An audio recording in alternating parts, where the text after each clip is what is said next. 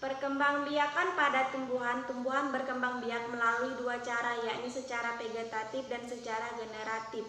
Yang pertama, perkembangbiakan vegetatif alami. Vegetatif alami yaitu cara reproduksi makhluk hidup dengan cara aseksual atau tanpa adanya pelabuhan diri sel kelamin betina dan jantan. Cara reproduksi vegetatif dapat terjadi dengan cara alami ataupun buatan. Jika pada hewan, bisakah kita sebut reproduksi pembelahan diri? Contoh hewan yang membelah diri adalah premium dan amoeba.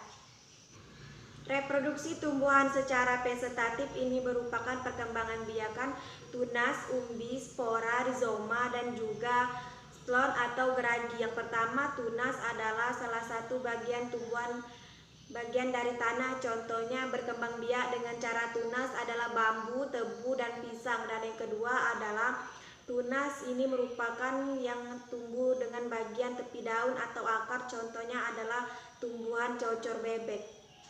3. Umbi batang. Seperti dengan namanya, tumbuhan ini berkembang biak dengan cara batangnya tumbuh dalam tanah, lalu akan mengembang dan muncul umbi baru. Umbi ini berfungsi sebagai penyimpan cadangan makanan. Contohnya yaitu tumbuhan yang berkembang biak dengan umbi batang adalah bengkuang, kentang, dan juga ubi jalar. Yang keempat yaitu umbi lapis. Cara berkembang biak dengan umbi lapis adalah pelepah dari daun tipis dan berlapis. Bagian dari atas umbi ini akan tumbuh dan berkembang biak serta bagian bawah akan muncul serabut akar. Contohnya yaitu tumbuhan yang berkembang biak dengan umbi lapis adalah bawang putih, bawang merah, dan juga bunga tulip. Yang kelima yaitu umbi akar. Cara perkembangan vegetatif alami dengan umbi akar. Akar yang dijadikan untuk tempat cadangan makanan, contohnya singkong, wortel, dan juga lobak. Yang keenam yaitu rizoma. Rizoma adalah akar rimpang atau akar tunggal. Batang mampu tumbuh serta menjalar pada permukaan atau dalam tanah. Contohnya yaitu kunyit, jahe, lengkuas, dan juga kencur. Yang ketujuh yaitu stalon atau geragi. Stalon atau geragi ini batang yang muncul atau tumbuh secara mendatar pada permukaan tanah. Contohnya yaitu perkembangbiakan vegetatif alami pada pertumbuhan dengan stalon adalah rumput, stroberi, dan juga arbei. Yang kedelapan yaitu terakhir spora. Spora merupakan sel-sel yang terbungkus dari lapisan tipis yang berfungsi sebagai pelindung. Perkembangbiakan dengan cara penyebaran biji dengan secara menyeluruh. Contohnya yaitu perkembangbiakan dengan spora yaitu adalah paku, lumut, dan juga suplir. Dan selain perkembangan vegetatif alami, tumbuhan dapat berkembang biakan tumbuhan dengan bantuan atau teknik yang berasal dari campuran tangan manusia.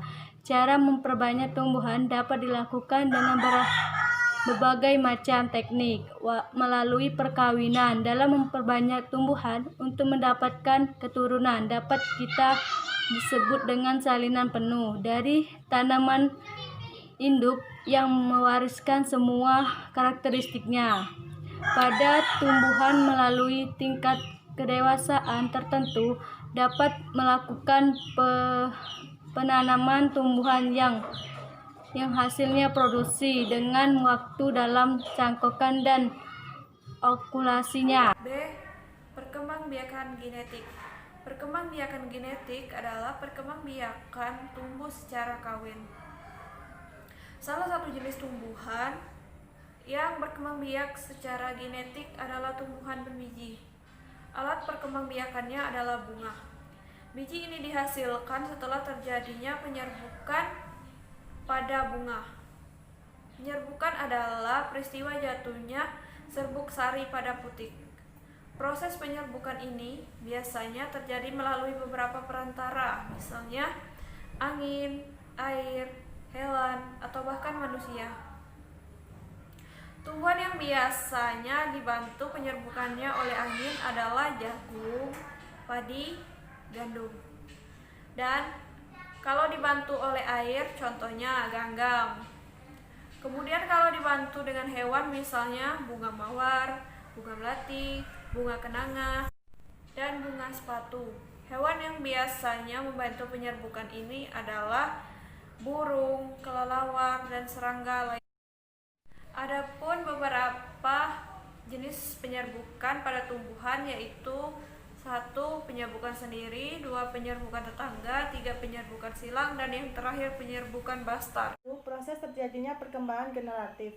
Ada 2 tahap dalam proses perkembangan generatif pada tumbuhan, yaitu penyerbukan, kemudian dilanjutkan proses pembuahan. Proses penyerbukan adalah saat jatuhnya serbuk sari ke permukaan atau kepala putik bunga. Serbuk sari pada proses penyerbukan ini bisa berasal dari satu bunga yang sama atau disebut sebagai penyerbukan sendiri maupun dari bunga lain tapi masih dalam suatu tumbuhan yang sama yang disebut sebagai penyerbukan tetangga. Sedangkan ada juga penyerbukan siang, yaitu serbuk sari yang berasal dari bunga yang masih satu jenis tapi berbeda tumbuhan atau pohon. Ada juga penyerbukan bastra, yaitu penyerbukan dari bunga lain yang berbeda, tapi masih dalam satu variasi yang sama.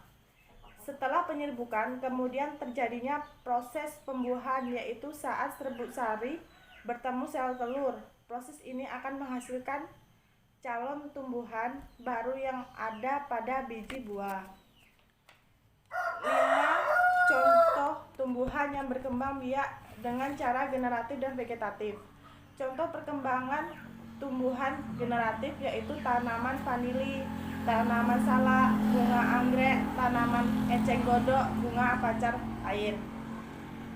Ada juga contoh perkembangan tumbuhan vegetatif yaitu jagung, padi, kedelai, mangga, durian.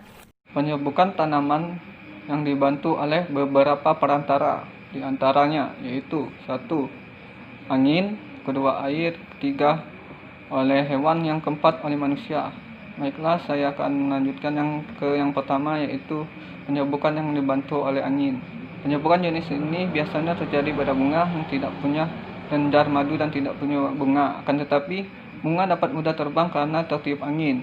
Setelah serbuk sari tertiup angin, selanjutnya menempel pada putik tumbuhan atau bunga lain. Contohnya yaitu pada kelapa dan jagung. Selanjutnya yaitu oleh air. Sebagai perantara penyerbukan pengembangan generatif, ini terjadi pada tumbuhan yang habitatnya ada di air. Penyerbukannya sendiri terjadi ketika hujan dan serbuk sari dibawa oleh air. Contoh pada tanaman yang penyerbukan yang dibantu oleh air yaitu adalah tanaman ganggang. Selanjutnya yaitu penyerbukan yang dibantu oleh hewan. Penyerbukan ini terjadi pada bunga yang menarik bagi dalam artian memiliki arti warna mencolok, memiliki kelenjar madu, beraroma khas dan ukuran yang besar. Penyerbukan dibantu oleh hewan adalah papaya, jambu, dan jeruk. Sementara itu hewan yang membantu penyerbukan yaitu adalah lebah, kupu-kupu, dan kelelawar. Selanjutnya yaitu penyerbukan yang dilakukan oleh manusia. Penyerbukan buatan disebut antagomi karena proses pengembangannya dilakukan dengan cara menempelkan serbuk sari dari bunga jantan dengan bunga betina. Biasanya proses ini dilakukan pada beberapa tanaman seperti yaitu anggrek.